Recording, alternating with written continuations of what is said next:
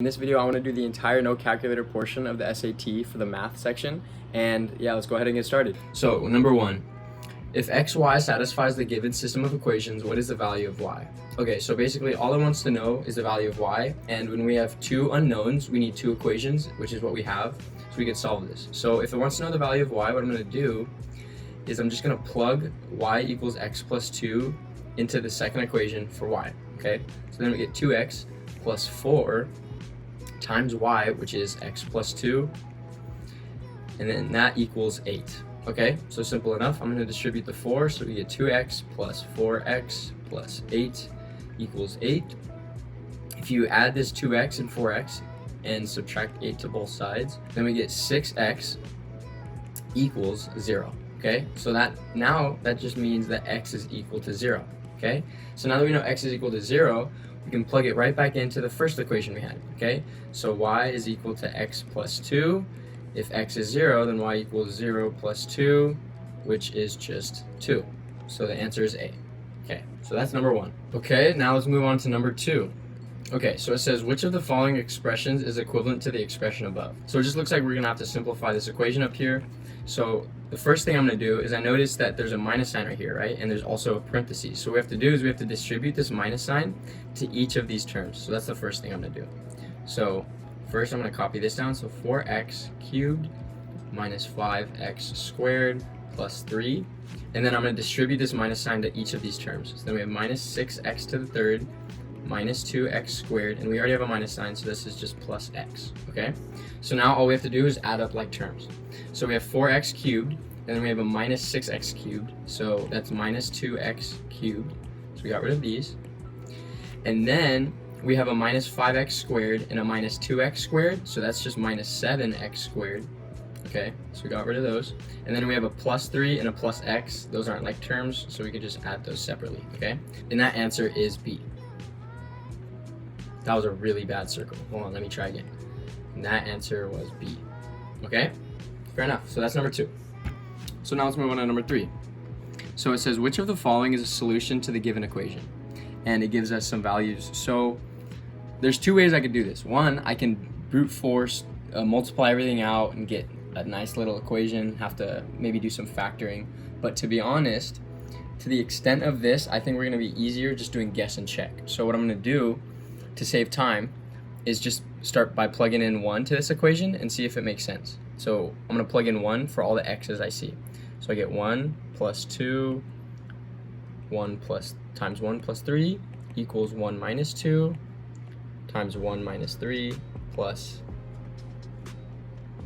10. So now I'm just going to simplify this. So we have 3 times 4 equals negative 1 minus 2 plus 10. So we have 12 equals 2 plus 10. So 12 is equal to 12, which makes sense. So the answer is A. If we were actually taking the SAT, because I'm explaining stuff, but once you keep doing this over and over and over, you'll see your speed really improve. So now let's move on to number 4. So it says the values of x and their corresponding values of y in the table shown represent 3 points on a line T in the xy plane. What is the y-intercept of the line? Okay, so I think the easiest way to do this is just to graph this out really quick, and we can just make a super bad graph, right? Just make some clear markings really quick. So and then I'm just going to plot some points. So one of the points is minus 3, 3. So if I go back, minus 3, 3, that's this point right here. And then the next point is 1, 3. So 1, 3 is 1, 2, 3 up here. So this is the second point. And then 5, 3 is the next one, which is just right here. Okay, so it's just a straight line, which means that the y-intercept is what value of y when x is equal to 0. So x is equal to 0 along this plane, which means that the y-intercept is just 3. Right? So I'm going to make this a little clearer. So that means the answer is just C, because x is equal to 0 and y is equal to 3. Okay, now let's move on to number 5. Okay, and that is this problem right here. The graph of the function f is shown in the xy plane. Which of the following could define f? Okay, so it basically just wants to know what the equation of this line is, and we can do that pretty easily just by identifying the y-intercept. So anytime we have an equation of the form y equals mx plus b, this b term will be our y-intercept. That is the form that all of these equations are in. Okay, so we know that the y-intercept is -2. That's where the line touches the y-axis. So now if we look at the answers, we gotta find something with a y-intercept of -2, and the only one I see is C. So that's our answer. Okay, so now let's move on to number 6. Okay, here we have a parabola. So it says, which of the following is an equation of the parabola graphed in the xy plane shown? Okay, so the easiest way to do this is to find the x-intercepts, which are -3 and 2, okay? And notice that the parabola is also facing down, which means we must have a negative sign. So we can eliminate choices C and D, okay? And since the line is touching the x-axis at -3, that means that when we plug in x equals -3, we should get y is equal to 0, and same for the second one. So if we plug in x equals 2, then we should get y equals 0, okay? And so let's try to see that in A and B, okay? So if I plug in -3 to this, then I'll get -3 minus 3, which isn't 0.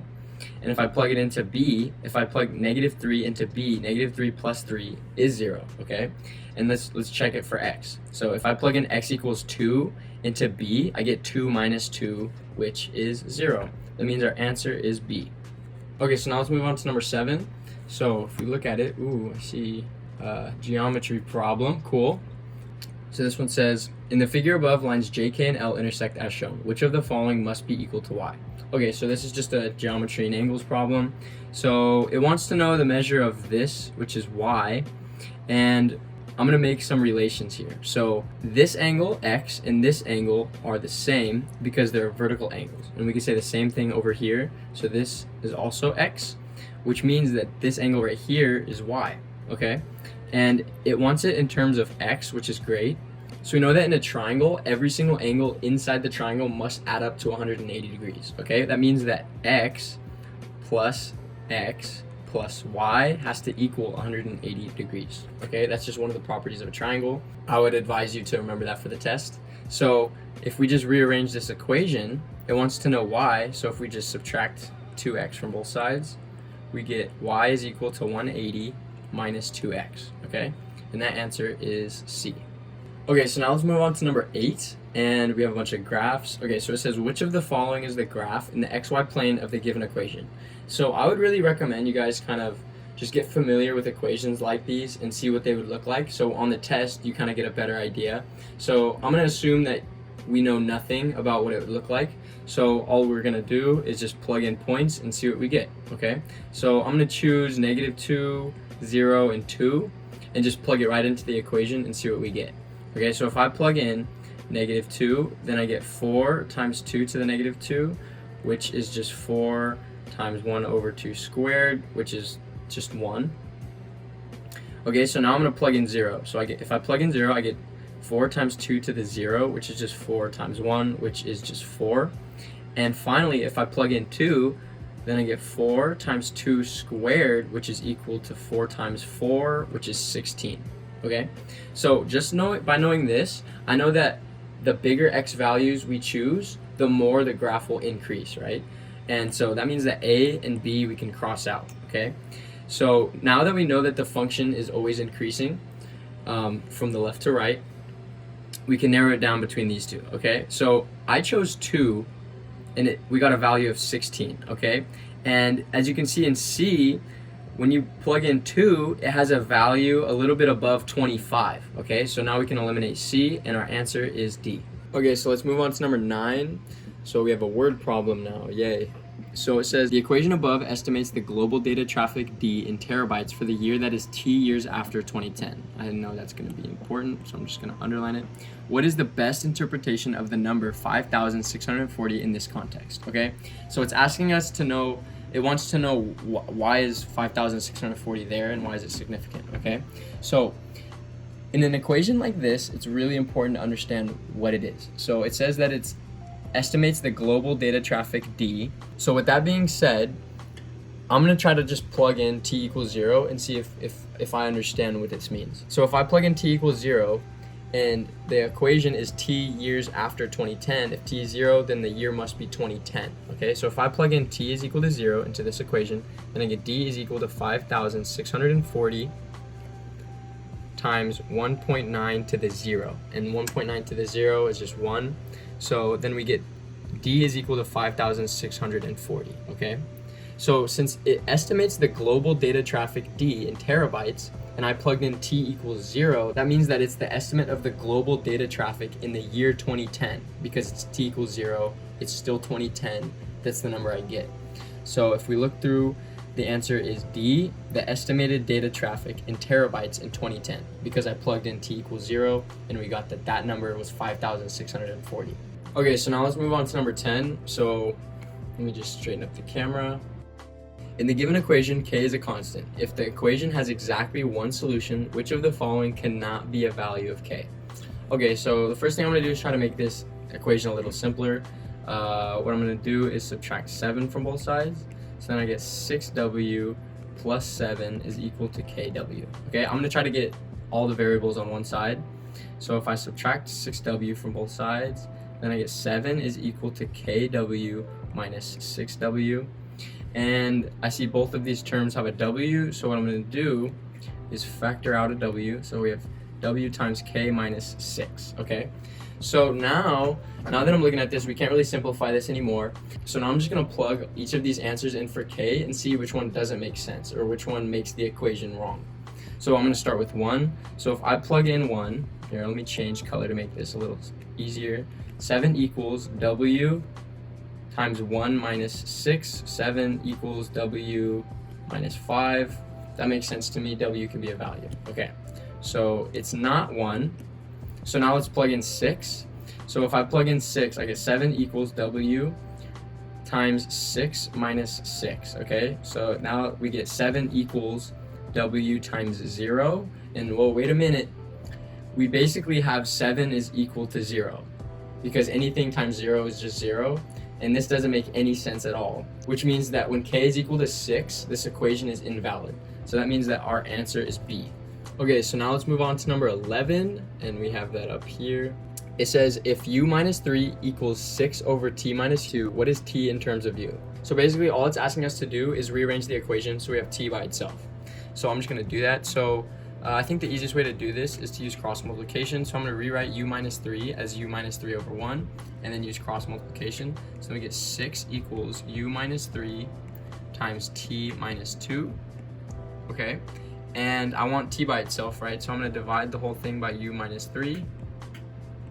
So I get 6 over u minus 3 is equal to t minus 2. Okay, and I want t by itself, so I'm going to add 2 to both sides.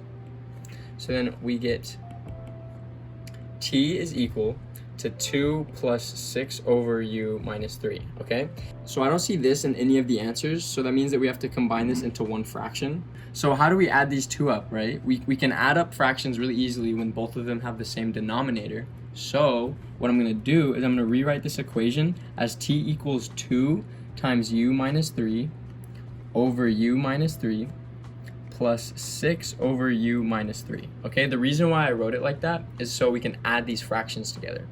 Because u minus 3 over u minus 3 is just 1, so the equation still is the same. I just wrote it like this. So now if we distribute the 2, then we get t equals 2u minus 6 over u minus 3 plus 6 over u minus 3. Okay, so now we can just combine these two fractions. So we get t is equal to 2u minus 6 plus 6, and this is all over u minus 3. Okay, the minus 6 and the plus 6 will cancel, so we just get t equals 2u over u minus 3, which is D. Okay, so now let's move on to number 12. This is a long word problem. So it says, an economist modeled the demand Q for a certain product as a linear function of the selling price P. The demand was 20,000 units when the selling price was 40 per unit, and the demand was 15,000 units when the selling price was $60 per unit. Based on the model, what is the demand in units when the selling price is $55 per unit? So this is a little bit of work. This is probably gonna be the longest time we spend on a problem. But basically you can think of Q and P like a function. So Q is Y in this case, and P is X. So Q is a function of P. Okay, so the first thing I'm gonna do is just try to find the slope of the line. So it gives us 2 points. It gives us $40 per unit when you have 20,000, and it also gives us that when the selling price was $60 per unit, there was 15,000 units.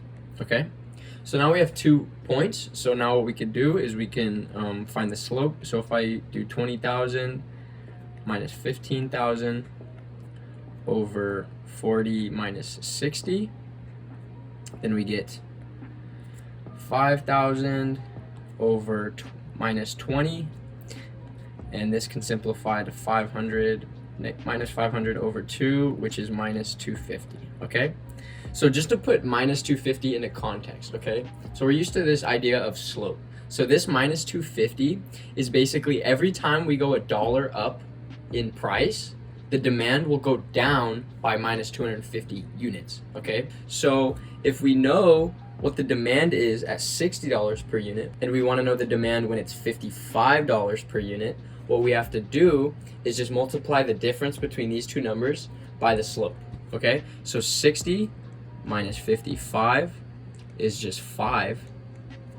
Okay, so then if we multiply this number by the slope, which is minus 250, then we get minus 1250. Okay, so this is how much the demand will decrease when we raise it by $5. Okay, and since the demand when it's $55 is going to be higher than when it's 60, right? Because would you rather buy something that's $55 or $60, right? $55. Okay, which means that we take 15,000 units, which is the demand when it's $60, and we add it by this number, which is 1250. And if we add those up, we get 16,250, which is A. Okay, and the reason why I added this, even though we got a negative number here, is remember that when you decrease the selling price, the demand goes up. So we should expect this number to be greater than 15,000. So the answer is A. Okay, so now let's move on to the last one. So number 13. Okay, this one definitely looks a lot nicer than the last ones we just looked at. Those ones were a bit confusing. Okay, so the problem says, what is the product of the solutions to the given equation? Okay, so all we have to do is basically find the values of x when this equation makes sense, right? And we know that anything multiplied by 0 is 0, so we're gonna have to find each of these terms, what value of x makes it equal to 0, okay? So let's just start with the first one, x minus 4. How do we make that equal to 0? Well, if we plug in x equals 4, then we'll get 4 minus 4, which is equal to 0. So this is one of the solutions, okay? And if we go to the next one, so x plus 2, how do we make that equal to 0? Well, if we plug in x equals negative 2, we'll make that equal to 0. So then this is our second solution. Finally, x minus 1, how do we make that equal to 0? If we plug in x equals 1, then we'll get 1 minus 1, which is equal to 0, okay? So now that we have all the solutions, the problem's asking for the product of the solutions, okay? So all we have to do is multiply these together. So 4 times negative 2 times 1 is just negative 8, so the answer is D. Okay, so there you have it. This was the no calculator portion of the multiple choice SAT exam. I hope you guys enjoyed. If there's anything that's a little unclear in this video, please feel free to let me know in the comment section. Other than that, subscribe, and I'll see you later. Really even start. I got hoes that I'm keeping in the dark. I got my niggas close to